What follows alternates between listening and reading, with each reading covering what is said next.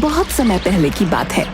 रायगढ़ नगर नाम के राज्य का राजा अम्बरीश अपने दरबार में मौजूद था। आज उसने अपने दरबारियों के सामने एक खास बात रखी थी। हमारे राज्य में सबसे ईमानदार कौन है? ये सवाल सुनकर पहले तो दरबार में कुछ देर तक सन्नाटा छाया रहा और फिर मंत्री ने कहा, महाराज, वैसे तो आपके राज्य में सभी ईमानदार हैं, लेकिन असली ईमानदारी तो तभी पता चलती है जब व्यक्ति को कोई मौका मिले पर फिर भी वो छोड़ दे। वो एक कहावत है ना कि ईमानदार सिर्फ वो हैं जिन्हें मौका नहीं मिला। बात तो तुम्हारी सही है मंत्री, तो फिर कैसे पता लगाया जाए कि सबसे ईमानदार कौन है? क्योंकि मुझे अपने दरबार के लिए और अपने कुछ निजी कामों के लिए एक व्यक्ति चाहिए जो ईमानदार हो। मुझे आदेश दीजिए महाराज, मैं पता लगा कर आऊंगा कि इस राज्य का सबसे ईमानदार व्यक्ति कौन है। ठीक है, तुम्हारे पास महीने भर का समय है। जाओ और जाकर एक ऐसे व्यक्ति को लेकर आओ जो सबसे ईमानदार हो। अपनी सहायता के लिए इस दरबार से तुम जिसको चाहो अपने साथ ले जा सकते हो। धन्यवाद महाराज। मंत्री अपना हुलिया बदलकर एक दरबारी के साथ राज्य में ईमानदार व्यक्ति को ढूंढने निकल जाता है। इस दौरान उसे सोमू दिखता है। सोमू एक मोची था जो कि अपनी पत्नी सरिता और बेटी चिंकी के साथ एक छोटे से घर में रहता था। वो लोग थे बहुत गरीब। सरिता, आज भी केवल 2 जोड़ी जूते ठीक करने का काम मिला। मुझे समझ नहीं आ रहा कि घर का खर्च कैसे चलेगा। आप चिंता मत करो, हमारे पास अभी थोड़ा आटा और दाल बचे हैं, हम उसी से काम चला लेंगे। बाकी भगवान पर भरोसा रखो, वो सब ठीक कर देगा। पिताजी, आप परेशान मत हो। मुझे पता है आप बहुत मेहनत करते हैं और आपने ही बताया था कि मेहनत कभी बेकार नहीं जाती। बेटी, तेरी मासूमियत और हिम्मत ही मुझे जीने की ताकत देती है। मैं वादा करता हूँ एक दिन सब ठीक हो जाएगा। हमारा परिवार साथ है और यही सबसे बड़ी दौलत है। हमें कोई गरीबी हरा नहीं सकती। हाँ सरिता, तुम सही कह रही हो। हमें अपनी मेहनत और ईमानदारी पर भरोसा है और एक दिन हमारा भी समय आएगा। इतना कठिन जीवन होते हुए भी उनकी बातचीत में दर्द के साथ उम्मीद की झलक थी और यही देखकर मंत्री ने सोमू पर नजर रखने की सोची। अगले दिन सोमू अपनी छोटी सी दुकान पर बैठा ग्राहकों का इंतजार कर रहा था। काफी देर बाद एक ग्राहक आया। भाई साहब, ये जूते की एड़ी निकल गई है, क्या इसे ठीक कर सकते हो? जी बिल्कुल, आप बैठिए, मैं अभी ठीक कर देता हूँ। सोमू ने बड़ी मेहनत और लगन से जूते की मरम्मत की। ग्राहक ने जूते को देखा और खुश होकर बोला, अरे वाह, बड़े अच्छे से ठीक किया आपने। ये लीजिए, ये आपकी मेहनत के पैसे हैं, लेकिन आप थोड़े और पैसे रख लीजिए। आपको देखकर लगता है कि आपको जरूरत है। नहीं भाई साहब, मैं ईमानदारी से मेहनत करके ही पैसे कमाता हूँ। मैं मुफ्त में कोई चीज नहीं लेता। अरे मैं मुफ्त में थोड़ी दे रहा हूँ भाई, आपने मेरा काम किया है, उसी के पैसे हैं, बस थोड़े से ज्यादा है। नहीं, पर मैं ज्यादा पैसे भी नहीं लेता।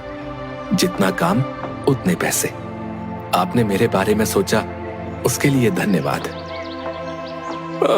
चलिए ठीक है भाई, लेकिन आपकी ईमानदारी वाकई काबिले तारीफ है। मैं प्रार्थना करता हूँ कि आपकी मेहनत रंग लाए भाई। ग्राहक सोमू की तारीफ करता हुआ चला गया। पास में खड़ा मंत्री और दरबारी ये सब देख रहे थे। वो दोनों सोमू की ईमानदारी से बहुत प्रभावित हुए। यह आदमी सच में बहुत ईमानदार है। चलिए महाराज को इसके बारे में बताते हैं। हाँ, तुमने सही कहा, ये ईमानदार तो है, लेकिन हम बिना इसकी परीक्षा लिए इसे महाराज के पास नहीं ले जा सकते। कहीं तब इसने कोई गलती कर दी तो महाराज की तलवार होगी और हमारी गर्दन। हाँ, ये बात भी सही है। तो सोचिए कि इसकी परीक्षा कैसे ली जाए। वो दोनों सोमू को परखने के बारे में सोचने लगे और सोमू एक दो ग्राहकों के जूते मरम्मत करके अपने घर पहुंच गया। जैसे ही उसने दरवाजे पर कदम रखा, उसने देखा कि उसकी चप्पलें घिस चुकी थीं, इतनी कि अब उनकी मरम्मत भी संभव न थी।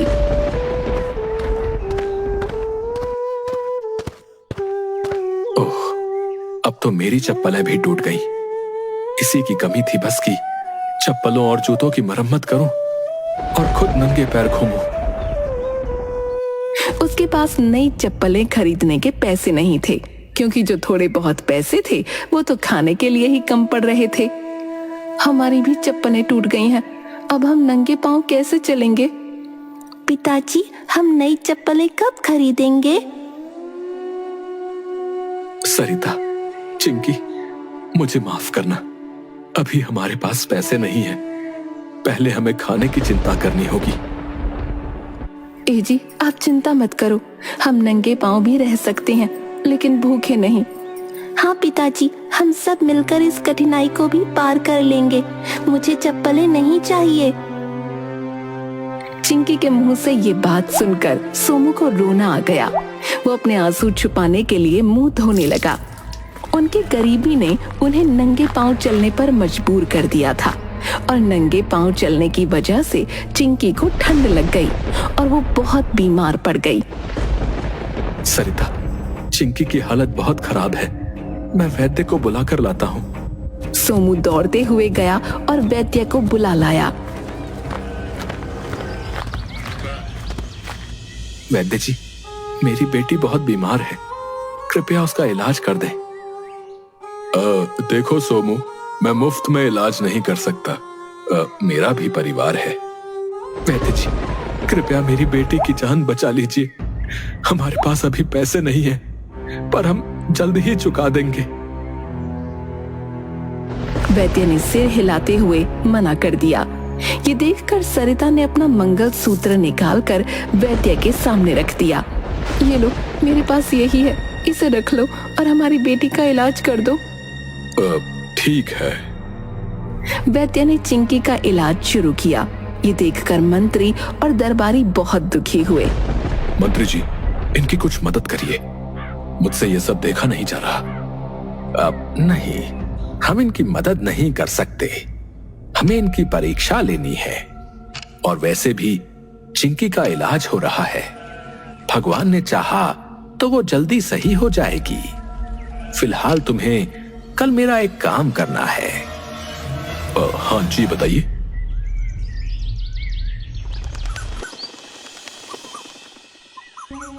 अगले दिन मंत्री के कहने पर दरबारी सोमू की दुकान के पास से गुजरता है और जानबूझकर अपना एक सिक्का गिरा देता है। सोमू उस सिक्के को उठाता है और तुरंत दरबारी के पीछे दौड़ता है। महाराज, महाराज, आपका सिक्का गिर गया था, कृपया इसे रख लीजिए। तुम बहुत ईमानदार हो, इसे तुम ही रख लो। नहीं महाराज, मैं सिर्फ मेहनत का ही खाता हूँ, कृपया इसे आप ही रख लें।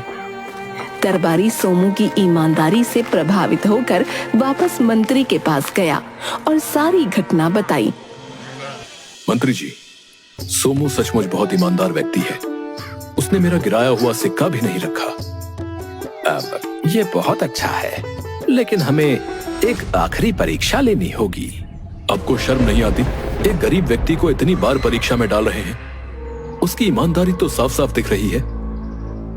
मुझे पता है, लेकिन राजा अम्बरीश को इस बात का पूरा विश्वास दिलाने के लिए हमें ये आखिरी परीक्षा भी लेनी होगी। मंत्री की बात सुनकर दरबारी चिढ़ गया, लेकिन वो जानता था कि ये आखिरी परीक्षा सोमू की ईमानदारी को पूरी तरह साबित कर देगी।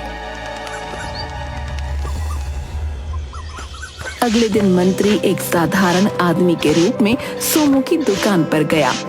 उसने अपने पुराने जूते सोमू को दिखाए और मरम्मत के लिए कहा। भाई साहब, क्या आप इन जूतों को ठीक कर सकते हैं? जी हाँ, जरूर, आप इन्हें कल आकर ले जा सकते हैं। सोमू, मुझे पता है कि तुम बहुत कठिनाइयों का सामना कर रहे हो। क्या तुमने कभी सोचा है कि अपनी स्थिति सुधारने के लिए तुम चोरी या बेईमानी कर सकते हो। तुम्हारी जगह कोई और होता तो वो यही करता, क्योंकि उससे तुम्हारी जिंदगी बदल सकती है भाई। अरे ये आप कैसी बातें कर रहे हैं? मैं ऐसा नहीं कर सकता। मुझे भगवान का डर है, और दूसरी बात, मेरे संस्कार मुझे ऐसा करने की अनुमति नहीं देते। मैं ईमानदारी और मेहनत से ही अपना जीवन जीऊंगा, चाहे कितनी भी कठिनाइयां आए। अच्छा सोमू, ठीक है, मैं चलता हूँ। कल आकर अपने जूते ले जाऊंगा। मंत्री वहां से चला गया और सोमू अपने काम में लग गया। उसने जूतों की मरम्मत करी और फिर घर चला गया।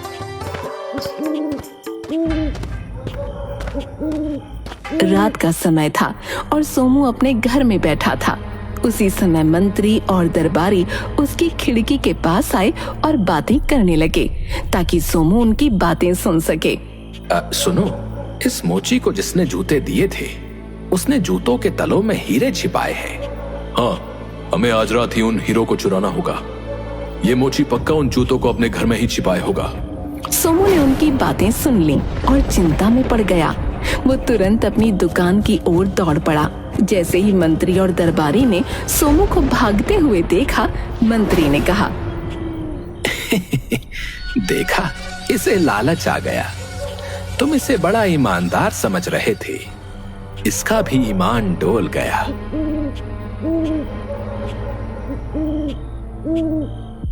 सोमू ने अपनी दुकान पर पहुंचकर जूतों को उठाया और हिलाकर देखा। आवाज से वो समझ गया कि उसमें सचमुच हीरे हैं। उसने जूतों को संभाल कर रखा और दुकान के बाहर सो गया। अगले दिन मंत्री अपने जूते लेने उसके पास पहुंचा। तुम्हारा बहुत बहुत धन्यवाद। वैसे तुम्हें पता है, इन जूतों में मैंने हीरे छुपा कर रखे हैं। मैंने तुम्हें जूते तो दे दिए थे, लेकिन मैं सोच रहा था कि कहीं तुम मेरे हीरे ना चुरा लो। अब ऐसे जूते आपको मुझे नहीं देने चाहिए थे। ये तो अच्छा हुआ कि कल मैंने 2 चोरों को बातें करते सुन लिया। इससे मुझे पता चल गया कि इसमें हीरे हैं, तो मैं इसकी रखवाली करने यहाँ आ गया, वरना ये चोरी हो जाते। मंत्री को ये सुनकर बहुत हैरानी हुई, क्योंकि वो सोच रहा था कि सोमू को लालच आ गया है, पर वो तो असल में हीरों की रखवाली करने आया था। मंत्री वहां से चला गया और थोड़ी देर बाद अपने असली रूप में कुछ सिपाहियों के साथ वापस आया और सोमू को ले जाने लगा।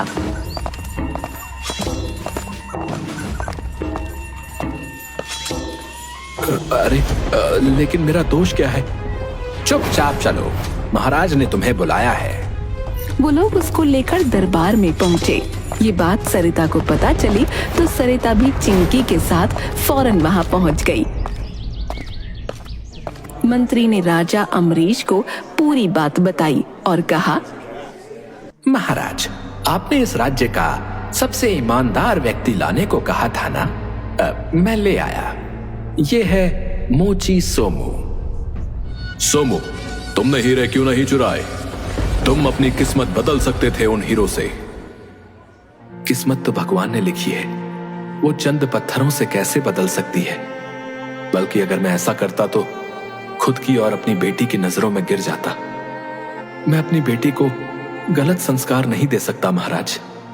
मंत्री, आपने सही कहा, यह सबसे ईमानदार इंसान है, क्योंकि यह सिद्धांतों का बहुत पक्का है। सोमू, आज से तुम मेरे राज्य के खजांची और मेरे निजी सलाहकार हो। तुम्हारे परिवार की जिम्मेदारी मेरी। आपका बहुत बहुत धन्यवाद महाराज। मंत्री, सबसे पहले सोमू और उसके परिवार को अच्छे जूते पहनवाओ। जी जी महाराज। वाह, नए जूते। हाँ, नए जूते नन्ही गुड़िया। और अब कभी तुम नंगे पैर नहीं रहोगी। और कुछ इस तरह सोमू की ईमानदारी ने उसकी पूरी जिंदगी बदल दी।